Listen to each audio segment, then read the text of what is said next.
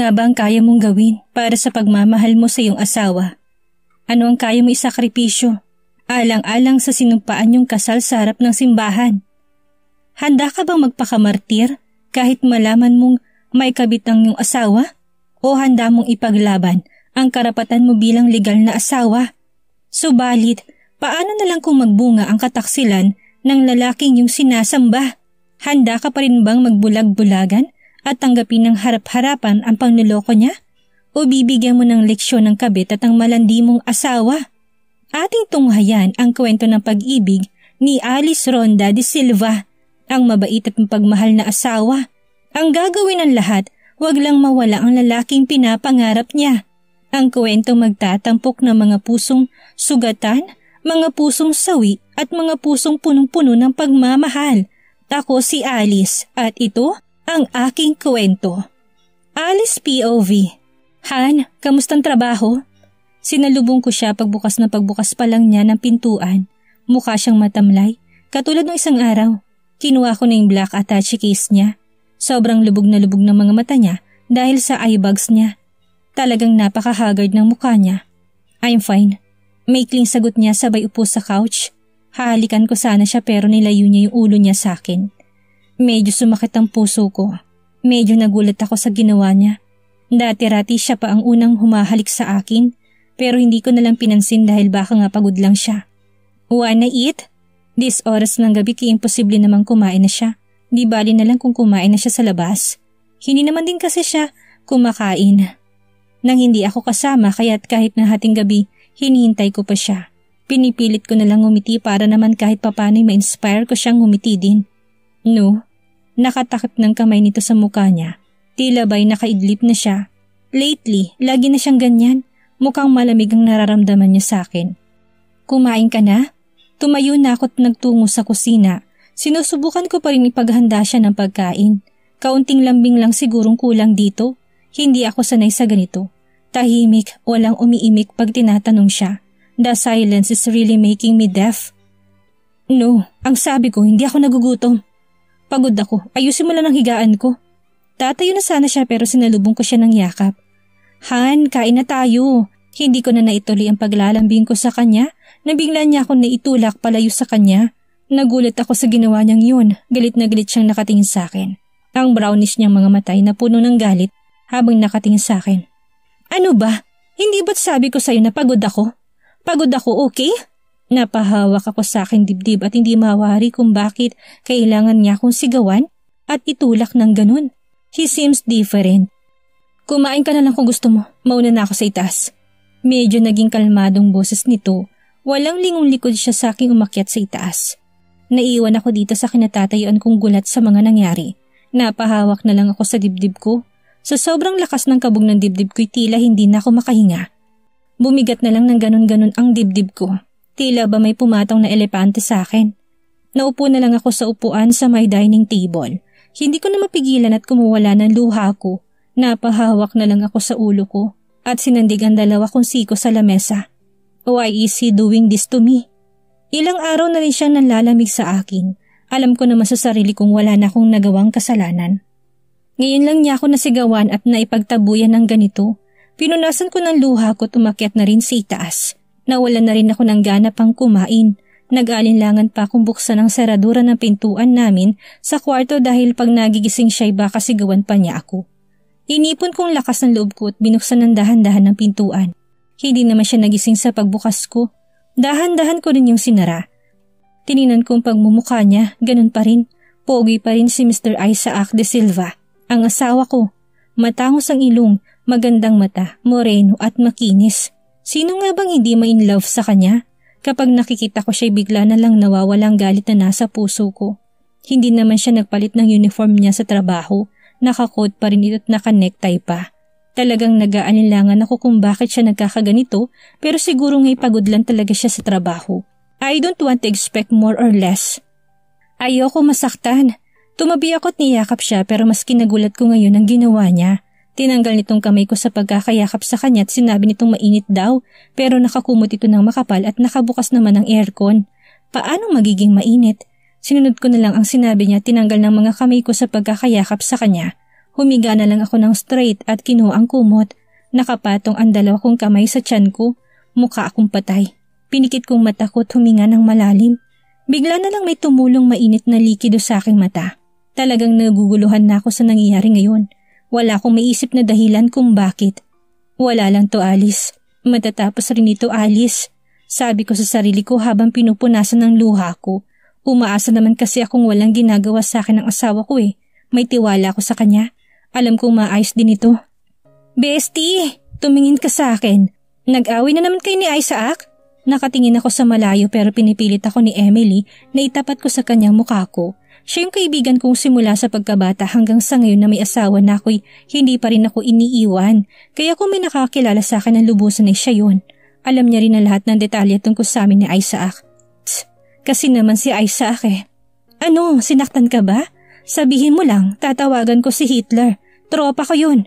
Nagkuyong pa ito ng kamao. Mukha na nga itong mananapak dahil bukod sa seryoso mukha nito'y nakalabas pandila. Hindi. Parang nalalamig lang siya sa akin ngayon. Mahinang sabi ko habang hinahalo kong cappuccino coffee ko kung saan kami laging nagpupunta ni Emily. Lampo siya naman pala yung asawa mo eh. Di planchahin mo ng uminit. O eto kape, ibuhos mo na total, kakaserve lang naman ito't mainit-init pa. Inis nitong sabi pagkatapos sumigop ng kape niya. Yung alam mo kasing, I can't explain. Yung hindi na siya sumasabi sa akin kumain, madalang na lang mag-text at minsan na lang din siya ng mag-I love you. Pagkatapos noon, hinigop ko ng kape ko. Lagi ko talagang nauunahan si Emily sa pag-ubos ng kape. Hindi kaya, napatigil ako sa paghigop at napatitig sa mata niya. I know what she's talking about. Kilala kong asawa ko, mapagkakatiwalaan siya. Hindi ako kayang lokohin nun. Inunahan ko nang isasagot ko sa kanya kung sakali mang ituloy niyang sentence niya. Malay mo lang naman hindi ba? Sabi nito na iniipit yung boses na parang bata. Tinuloy ko ng pag-inom ng kape ko. Paano nga kung nang bababae ang asawa mo? Nagitla ako sa sinabi niyang yun. Tiningnan ko siya. This time, seryosong mukha niya. Inayos ko naman ang sarili ko at umupo ng maayos. Hindi ko alam ang gagawin ko kapag nangyari yan. Napahawak na lang ako sa noo ko. May hinala ka na ba? Tanong nito. Wala pa naman. Alam mo, tama na to, okay? Pagod lang yun sa trabaho. Alam mo namang senior VP na yun sa De Silva Enterprise, hindi ba? May major project lang sila ngayon. Tiningnan ko na siya. Baka nga nang bababae na. Hindi na niya natapos ang sasabihin niya na bigla akong sumigaw. Shut up please! Nainis kong sigaw sa kanya. My gosh, Alice Ronda De Silva? 21st century na ngayon? 25 anyos ka na. Hindi ka man lang ba nakakahalata o talagang manhid ka lang? Ano sa tingin mong dahilan kung bakit siya nanlalamig sa'yo? Ganyan siya, nanay/best friend ko pero medyo napapaisip ako sa sinabi niya. Paano nga ba kung nang bababae ng asawa ko at sadyang manhid lang ako? Ayoko namang isipin yun. May tiwala ako sa kanya sa kapagod lang nga siguro yun. I take the last sip in my coffee. Sinaktan ka na ba niya? Natigil akong muli sa seryoso niyang tanong. Naalala ko tuloy ang nagawa niya sa akin kagabi. Pananakit na bang tawag sa tinulak niya ako? Ayokong isipin na oo. Hindi. Pagsisinungaling ko. Alangan naman na may sabihin akong oo, di mas nabuong konklusyon sa isip niya na nang bababae si Isaac at mas naparaning na naman ako dito. Yung totoo, Alice, kilala kita. Hindi ko na alam kung si Emily pa bang kausap ko, abogado na. Pagod lang yun sa trabaho. Baka naman iba ng tinatrabaho niyan. Ay, ewan ko sa'yo kung ayaw mong maniwala sa akin. Eto, yan ang latest issue ng Vanity. Ibinigay niya sa akin isang magazine. Kabibili ko lang yan kanina bago tayo magkita dito. Inayos niya yung bag niya kung saan niya ito kinuha. Sa tingin mo naman, magtsatsaga pa akong magbasa ng ganyan? Talagang eto pa? I pointed her the magazine. Hindi naman ako mahilig sa mga babasahin at ano namang connect nito sa aming mag-asawa. May article dyan na para malaman kung paano malalaman kung namamangka na sa dalawang ilog ang asawa mo. O siya, bye na ha. Check mo yung checklist dyan. Bye. Nagbeso pa kami bago siya tuluyang umalis. Tinignan ko ang magazine na binigay niya sa akin. Paglabas ni Emily ay dahan-dahan kong binuksan yung magazine na binigay niya sa akin. Hinanap ko yung article na sinabi niya sa akin. Kahit nalabag sa loob kong tingnan yun, gusto ko pa rin malaman kung anong nakasulat doon. Patuloy kong binuklat yung magazine hanggang sa makita ko na ang page na hinahanap ko. Nakalagay sa first bullet, ang cold. Biglang lumakas ang kabog ng dibdib ko. Hindi ko na naisipan pang ituloy ang pagbabasa. Mukhang hindi ko kakayanin. Bagsak ang balikat kong lumabas sa coffee shop. Hindi ko alam kung anong magagawa ko kapag nalaman kong nambababae nga siya. Paano nga bang gagawin ko kapag nangyari nga yun? Isaac is my first and last boyfriend. Ni minsan hindi ko naranasan na masaktan pagdating sa kanya. Kaya nga hindi na ako nagdalawang isipan noong inalok niya ako ng kasal. Alam ko kasing mahal na mahal niya ako dahil ni minsan hindi niya sa akin pinaramdam kung anong pakiramdam na masaktan. Noong araw ng kasal yata namin ang pinakamasayang araw na nangyari sa buhay ko. Pakiramdam ko'y prinsesa ako sa araw na yon. Though my family and Isaac treat me like a princess, pero nung araw na kasal ko'y naging totoong prinsesa talaga ako. Pagkatapos naming ikasal ay agad niya akong pinatanggal sa trabaho dahil gusto raw niya na siya ang kumakayod para sa akin at para sa buuin naming pamilya. Talagang wala ako sa sarili ko habang naglalakad. Pilit kong tinatanggal sa isipan ko mga pinagsasabi sa akin ni Emily. Alam ko naman na hindi kayang gawin sa akin yun ni Isaac. Wala pa naman ako sapat na nalalaman para sabihin kung niloloko nga niya ako. Wala naman din sigurong dahilan kung bakit niya ako lolokohin. Hindi naman ako nagkulang sa kanya. Eyesight, ayoko na nga munang isipin yan, nakakasira ng utak. Mamaya magka-heart failure ako nito sa kakaisip ng hindi totoo. Kailangan ko munang mag-refresh. I think I need a beauty treatment. Matagal na rin kasi akong hindi nagpapaganda sa sarili ko. Nagmumukha na yata akong losyang.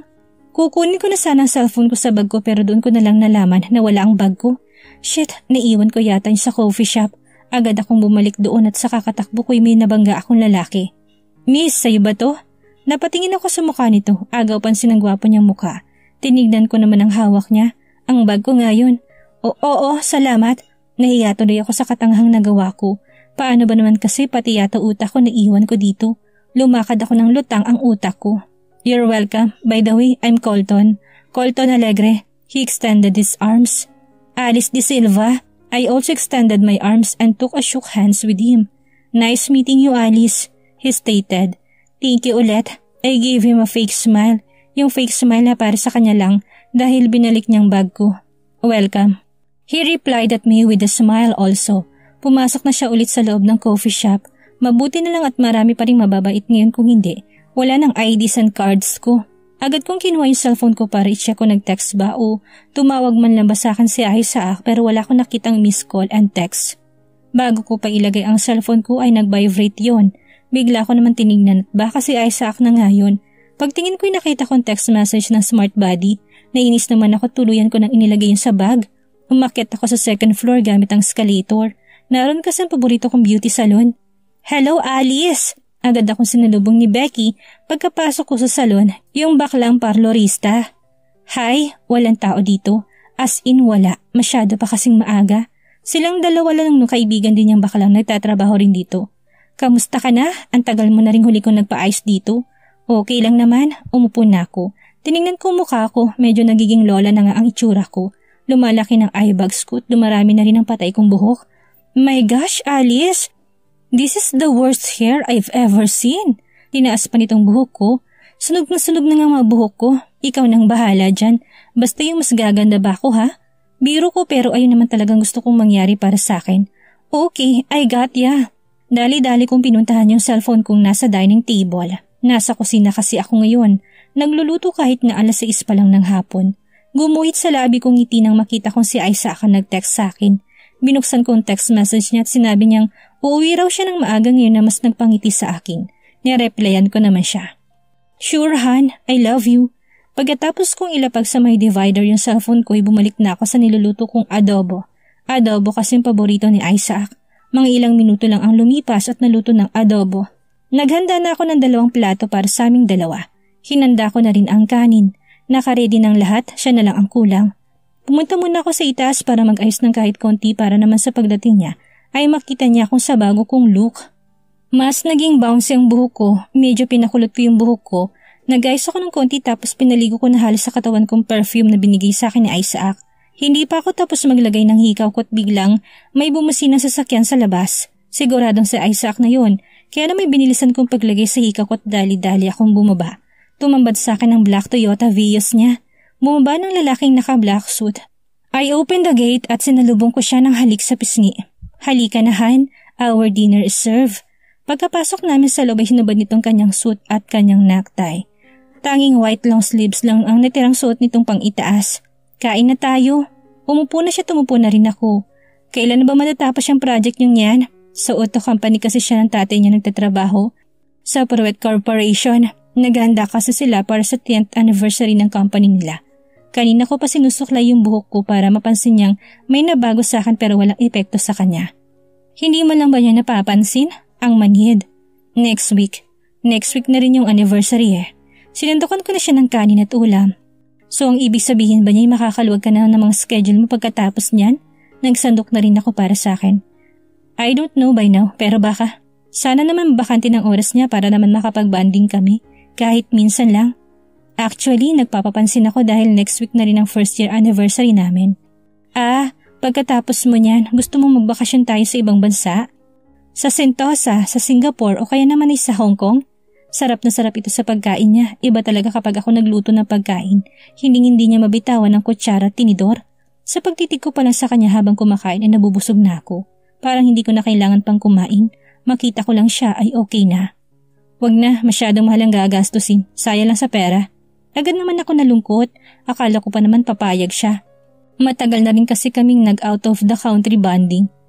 Kung mag-Laguna na lang tayo, Batangas o kaya Tagaytay. Sana naman ay pumayag na siya. Hindi naman ganun kalaki ang gagastusin kapag dyan lang kami pumunta. Wag na nga sabi, sayang lang yung pera. Tumingin ito ng seryoso sa akin pero hindi galit. Bakit para namang masyado siyang nagtitipid ngayon? Wala man lang ba siyang plano para sa first wedding anniversary namin? Pero mahilig naman itong si Isaac sa surprises. Baka isusurprise ako nito sa anniversary namin. Okay. Yun na lamang ang nasabi ko. Sinimulan ko na rin kumain. May naisip ako para makalabas naman kami. Siya nga pala, Han. Dumating na yung water bill at electricity bill natin. Eto bayaran mo. Dumukot ito ng pera sa wallet binigay sa akin. Nabuo naman ang kunot sa akin noo. Hindi mo man lang ba ako sasamahan bukas? Linggo naman bukas walang pasok. Huwag niya sabihin meron siyang trabaho. Wala naman talaga siyang pasok tuwing linggo eh. May pasok ako bukas, ikaw na lang ang magbayad. Hectic lang talaga. Sige, ako na lang. Mahina kong sabit na payuko na lang. Habang naghuhugas ako ng mga platong ginamit namin ay hindi ko maiwasan ng maiyak. Naninikip na naman ang dibdib ko. Bakit ba naman kasi siya nagkakaganito? Alam ko may mali sa mga nangyayari. Pero alam ko rin na wala akong ginawang kasalanan sa kanya para magalit siya ng ganun na lang. I'm getting too paranoid kung ano-anong naghahalo sa isipan ko. Pagkatapos kong hugasan ng mga plato ay pumunta ako sa may cellar at kumuha ako ng bourbon. Nagsalin ako ng konti sa wine glass. Masyado na akong na-stress ngayon. Kailangan ko yata mag-relax. Naglagay pa ako ng whiskey sa baso. Gusto kong laklakin lahat para makalimutan ko tong problema kong ito. Pero hindi naman itong solusyon para dito. Nagising ako nandito pa rin ako sa cellar. 9:45 na kaya tsak na umalis na yun si Isaac. Pero hindi man lang niya ako ginising. Nakatulog pa ako sa kakainom kagabi. Umagang-umaga, ganito naman ang nararamdaman ko. Nalulungkot na naman ako. Nanuyo na ng whiskey sa lalamunan ko kaya medyo masakit yung panglunok ko. Kaya kumuha ko ng tubig sa ref. Pagkasara ko saka ko lang nakita yung sticky note na may nakasulat na, "Don't forget to pay the bills. I don't want to receive any disconnection notice." Bigla namang bumagsak ang balikat ko. Kailangan ko nga palang magbayad ng mga monthly bills ngayon. Mabuti pang mga bayarin naisip pa niya samantalang akong asawa niya. Hindi man lang niya naisip na gisingin o kahit magpaalam man lang na aalis na siya. 10:00 pa lang pero kailangan ko nang mag-ayos para umalis. Mas maganda kasi kung maaga na akong aalis dito para wala na akong asikasuhin pa. I took a cab na lang papunta sa mall. Malapit lang naman kasi sa kasayang yung gas kung magde-drive pa ako. Siyempre pagkadating ko sa mall, una kong binayaran yung mga paper bills para pagkatapos nun ay pwede ko nang gawin ang gusto ko. I snuggled on the city. It's already past 11:30. Inisip kong kumain na ba si Isaac ng maayos, kung masarap bang kinakain niya, kung masustansya ba. Ako, iniisip rin kaya niya ako. I'm getting peckish. Pumunta na lang ako sa favorite kong cake resto at umorder ng pinaka-favorite ko na latka. Ito na lang munang kakainin ko for lunch. Naisip ko kasi na baka tumataba na ako. Tinignan ko naman ang katawan ko, parang tumataba na nga yata ako. I hate this. Kailangan ko na mag-diet or mag-gym. I'm about to call Emily para papuntahin dito nang biglang may isang pamilyar na lalaki na may daladalang tray ang tumambad sa harap ko. "Oh, what can I do to you?" Matari ko namang sabi. Tinignan ko ng maiging mukha niya, hindi ko maalala kung saan ko siya nakita. "Pwede bang makiupo?" Tinignan ko naman ang paligid. Wala namang ibang tao nandito sa cake resto na ito. Ang daming bakanting upuan na pwede naman niyang upuan. Seriously? Hindi mo ba nakikitang ibang bakanting upuan dyan? Nagkatagpo ng dalawa kong kilay. Uminit naman bigla yung ulo ko. Sino ba naman kasing walang hiyang magtatanong kung pwedeng makiupo? Samantalang marami namang bakante sa tabi. Buti sana kung overcrowded dito. Easy miss, mahirap ang mag-isa. Ayoko kasi na mag-isa. Nilapag na nitong tray niya kahit na hindi pa ako pumapayag na pwede siyang maki-sit in sa akin. Ang kapal na mukha nito, daw gwapo siya. At sino namang nagsabi sa'yo umupo ka na dyan? Mataray ko pa rin sabi. Nairita lang talaga ako kapag may taong hindi ko kilala. Teka lang miss, huwag ka na magalit. Gusto ko lang makipagkaibigan. Tumingin ako ng diretso sa kanya at binigyan ko siya ng tingin na parang sinasabi ko rin na sa tingin mo may balak ako makipagkaibigan sa'yo. I'm Colton na leg. Bago pa man ito buuin na sinasabi niya, bigla niya akong tinitigan. Nilayo ko naman ang mukha ko. Sabi na nga ba, ikaw yung babaeng nakaiwan ng bag dito last time. Remember me? Sabi na nga ba, dito ulit kita makikita. Tama, siya nga yun. Kaya pala kanina ko pa rin siya namumukaan. May utang ka sa akin nung binalik ko yung bag mo. So eto na lang yung bayad mo oh. Hindi ko alam na makapal nga talaga ang mukha nito. Hindi pa rin pala sapat sa kanyang thank you ko. Sadyang may mga tao lang na hindi makontento sa kung anong binibigay sa kanila. Napabuntong hininga na lang ako. Wala naman akong magagawa, nandiyan na siya sa harap ko. Okay, mabuti na rin sigurong nandito siya para may makausap ako kahit papaano pero talagang hindi ako sanay makipag-usap sa hindi ko kilala. Ano nga pala ulit yung pangalan mo? Tanong nito habang ngungumuya ng burger na in-order niya. Hindi man lang nguyain muna yung pagkain bago magsalita. May mga tao talagang hindi makapaghintay. Katulad na lang yan, hindi na lang muna ubusin bago magsalita. Alice. Nakayuko ko pa ring sagot, pakunti-kunti kong kinakain yung pagkain ko. Kasi naman, ayoko na may tumitingin sa akin kapag kumakain ako. I see. Ilang taon ka naman? I'm 28. Tinignan ko siya ng bahagya, wala sa mukha niyang edad niya. Sa katunayan nga ay akala ko'y mas bata pa siya sa akin. I'm only 26. Wala pa ring expression kung sabi.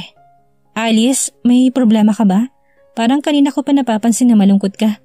Pati ba naman personal kong buhay, papakailaman pa niya. Masyado na feeling close to ah. It's none of your business, mister. Tininan ko siya ng masama at bumalik sa kinakain ko. Okay, hindi na kita kukulitin kung bakit ka malungkot. Tinaas pa nitong dalawang kamay na para bang sumusuko na to. Napatawa naman ako ng kaunti. Para kasing baliw kong gumalaw. Eto na lang, sa bawat mapangiti kita sa mga jokes ko, sasagutin mong bawat itatanong ko. Hindi pwedeng hindi mo sasagutin. Tinignan ko ulit siya na may pagtataka. Talagang ang kulit niya. Okay game, kung mapapatawa mo ko. Balik hamon ko sa kanya. O eto ha, knock knock. Who's there? Umupo ako ng maayos sa tinignan siya. Chicken. Natatawa namang sabi nito, pilit niya talaga akong napatawa. Chicken niya pa rin babalik, sigaw ng damdamin. Chicken niya pa rin babalik, bulong ng puso ko. Pinipilit kong hindi matawa pero natawa ko ng tuluyan. Hindi naman talaga ako natawa sa joke niya. Feel na feel kasi nitong kumanta. Talo ka. May tanong ako. Ano yun? Hindi pa rin maalis-isip ko kung paano niya kinanta yung joke niya. Natawa ko kahit corny. Anong buo mong pangalan? Mabuti naman hindi mahirap ang itatanong niya. I'm Alice Ronda de Silva. Nakangiti ko naman sabi. O what a unique name. Nakangiti rin niya sabi. O eto naman ha. Coca-Cola lasagna. Coca-Cola lasagna ho. Coca-Cola lasagna ang iyong minahal. Di ka na muling luluha pa. Pinilit kong hindi matawa pero talagang natatawa ako sa boses niya. Pilit na pilit eh. Ay, talo na naman ako. Talo ka. Okay, bakit kanina ka pa malungkot? Eto na nga bang sinasabi ko eh. Itatanong at itatanong niya pa rin yan. Wala nga lang to. I gave him a fake smile but it doesn't satisfy his curiosity. Hindi pwedeng hindi mo sagutin. Yung asawa ko kasi. Napayo ko naman ako bigla. What's with your husband? Sinasaktan ka ba? Naramdaman kong paghawak niya sa ulo ko pero inalis ko rin to bigla. Wala. Siya nga pala. Kailangan ko nang umuwi. Thank you nga pala sa pagpapatawa sa akin. Bago pa man siya makapagsalita, inilisan ko na kaagad ng restaurant na yon. Wait, this is my calling card. Call me kung may kailangan ka. Ginitian ko na lang siya at umalis na. Bago ako umuwi, dumaan muna ako sa supermarket. Kailangan ko magluto para may bisa ng pagod ni Isaac kapag uwi niya. I received a text message from Isaac. Mapapaaga na naman daw ang uwi niya ngayon. Alam ko matanda na ako para kiligin pero kinilig ako nang makita kong katagang I love you sa dulo ng text niya. Napaka-inusual na kasi ng mga ganitong text niya kaya naman ginanahan ako magluto. 4:00 pa lang pero naghahanda na ako ng hapunan namin kahit na 6:00 sabi niyang uwi niya. Kailangan lagi kong pinaghahandaan ng hapunan dahil ito na lang oras na pwede ko siyang makausap. Sana naman ay magkausap na kami ng maayos. Namimiss ko na rin kasi siyang maglambing. Ang saya-saya ko ngayon. Feeling ko talaga maayos ng lahat. Magaan ang pakiramdam ko ngayon. Isaac's POV. I already packed my things. Kailangan ko nang umuwi. Ilang araw na rin kaming hindi nagkakausap ni Alice. Nakalimutan ko na yatang may asawa pa ako. Sobrang hectic kasi ng schedule ko. Nagparamdam na kasi si Papa na ipapamana na sa akin ng peruwet kaya sinusubukan niya ako. Alis na sana ako sa office ko nang may biglang bumukas na pintuan. Si Logan, isa sa pinakamalapit kong kaibigan dito. Bro, going home? Tanong nito. Yep, I have to go. Sagot ko naman. Teka, uuwi ka na talaga? Looks like you forgot something. Inisip kong maigi pero wala naman ako nakalimutan. Lahat naman ng paperworks ko'y tapos ko na. Ano? Tanong ko muli pero tumawa lang to. Makakalimutin ka na talaga. Ngayon ang bachelor's party ni Dominic, hindi ba? Bukas ang kasal niya. Huwag mo sabihin hindi ka makakapunta. Pahayag niya.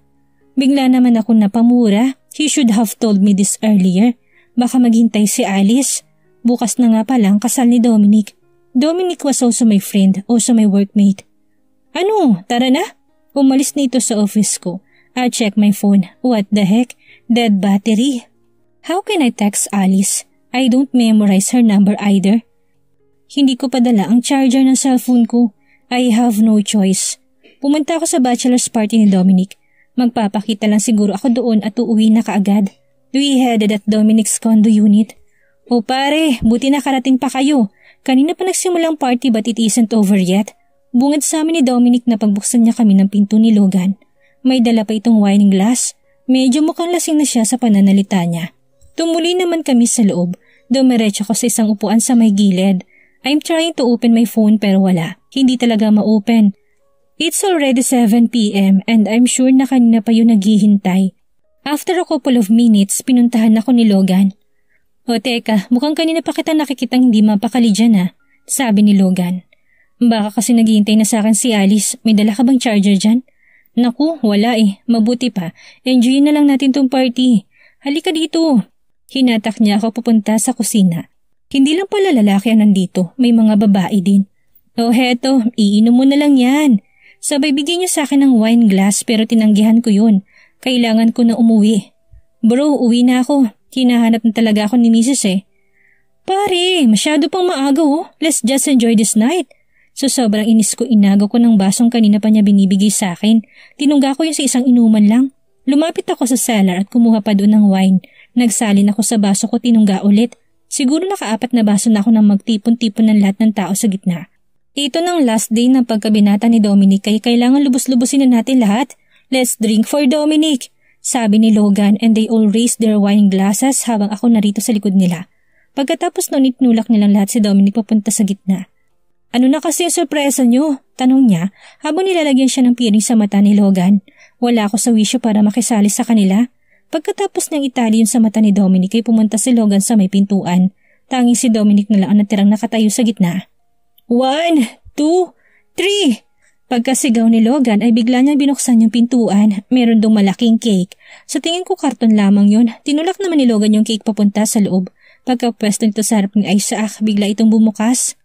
3 babae ang lumabas mula doon. 3 silang suot lang ay ang pangtaas at ang pang-ibabang underwear. Naghihiyawan naman lahat ng tao sa loob. Yung 2 babae pumunta sa gilid ni Dominic at yung isa naman ay nasa harapan nito. Hinawakan ng babae yung labi niya pababa. Napahiyaw naman si Dominic sa ginawa nito. Unti-unting binuksan ng babae yung piring nito sa mata. Pumunta na lang ako sa kusina at kumuha doon ng wine. Hindi na sana ako nagpapilit na sumama dito. Maliri naman ako pinili ko to. Ang laki-laki kong tanga. Alone? Napatingin ako sa gilid ko kung hindi ako nagkakamali. Kasama siya sa babaeng lumabas sa cake kanina. Pero ngayon naka-coat na to. Coat lang atang suot niya sa loob. Yes, nakakita mo naman. Kinuha nitong hawak kong wine at nagsalin rin sa kinuha niyang baso. Ikaw, bakit ka nandito? Hindi ba dapat nasa labas ka? Tinignan ko siya mula ulo hanggang paa. Makinis at nakita kong kagandahan niya na tumingin pa ito ng diretso sa akin. Ayoko doon, hindi ko naman trabaho yun. Niyaya lang ako ng mga kaibigan ko. Sabay itong ganito sa baso niya. Hindi ko naman maiwasan ang tingnan ng hubog ng katawan nito. No, Isaac, huwag kang maakit sa kanya. Bakit ka pa pumunta rito kung ayaw mo naman? Isang inom, isang sagot. Isang inom, isang tanong. Ganyan lang ang nangyayari sa amin ngayon. Kailangan ano pa nga bang nagagawa na isang hopeless na tao na nasa isang hopeless na estado, isang hopeless na desisyon? Medyo malalim pero ramdam kong lungkot sa kanyang mga mata. Mukhang may pinagdadaanan siya. What do you mean? Tumingin ako muli ng diretso sa kanya at sinagot rin niya ako nang tumingin ito sa mata ko. May sakit si Mama. Just pray, Jesus is our greatest medicine. Pero hindi dasal ang hanap ng butika kung hindi pera. Pangit mang isipin pero pera nagpapatakbo sa mundo. Tumingin ako muli sa kanya and I noticed some scars and cuts beneath his neck. Na paano yan? Tinuro ko pa ang sugat niya. Ito. Wala to. Tumawa pa to pero alam kong hindi totoong ngiti niya. Oo nga pala, I'm Sofia. She extends her arms to have us shake hands with her. I'm Isaac. Tapos nag-shake hands kami. Tiningnan kong wrist clock ko at 9:45 p.m. na. I think I have to go. Nice meeting you. Here's my calling card. Call me if you need me. Andito lang ako always. I decided to go home. Pagod na rin ako masyado simula pa kanina. Nakita ko nasa tapat ng gate si Alice na naghihintay sa akin. Hindi naman ito mukhang galit, medyo lang. Saan ka nang galing? Sabi mo dadating ka ng bandang 6 p.m. Pero what the heck, 11 p.m. na. Dilat na dilat yung mata ko dun kakahintay sa'yo. Ngalay na rin ang kamay ko kakabugaw ng mga langaw sa pagkain. Galit na bunga dito sa akin pero dumiretso lang ako papasok sa loob. Wala akong panahon para makipag-away pa sa kanya. Hanggang dito ba naman? Tell me, saan ka galing? Sinundan ako nito paloob sa bahay. Look Alice, pagod ako sa trabaho. Don't make an issue. Sinadya ko hindi ko taasan ang boses ko. Ayoko ng away. Ayoko siyang awayin. Ayoko. Pagod? That's always your alibi. You were always tired. Bakit dati? Hindi ka naman ganyan. Gusto kong magwala na. Mabuti na lang at hindi ako uminom na madami. Kaya ko pang kontrolin ang sarili ko. Can't you understand? Anniversary ngayon ng Perut. Nagpapalakas din ako kay Daddy para mapromote bilang senior president ng Perut. Hindi ka ba masaya para sa akin? I'm doing this for you. Medyo tumaas ng boses ko sa kanya. Ginagawa mo to para sa akin? Ayoko ng pera mo. Gusto ko ng oras mo para sa akin. Nawawalan ka na ng oras para sa akin dahil dyan sa trabaho mo. Tapos kapag na-promote ka dyan, mas lalo kang mawawalan ng oras sa akin. Hindi mo maintindihan. This is for our future, can't you see? Nabuo ng tensyon sa aming dalawa. Wala namang mananalo dito at kung meron man, siya naman palagi. Future? You're always planning for our future? But what about now? How about our present? Lecheng future yan. Kailan pa yan darating? Pinili kong wag na lang sagutin ang mga yon. Pumasok na ako sa loob ng bahay. Aakit na sana ako ng hagdan na biglang muling magsalita si Alice na kanatigil ko. May babae ka ba? Anong mangyayari ngayon tila nagsisimula ng gumuho ang pamilyang nagsisimula pa lang na binubuo ni Alice? Sa pagpasok ni Sofia, ito ba ang simula ng pagkawasak ng isang pamilya? Yan ang ating aalamin sa susunod nating kabanata.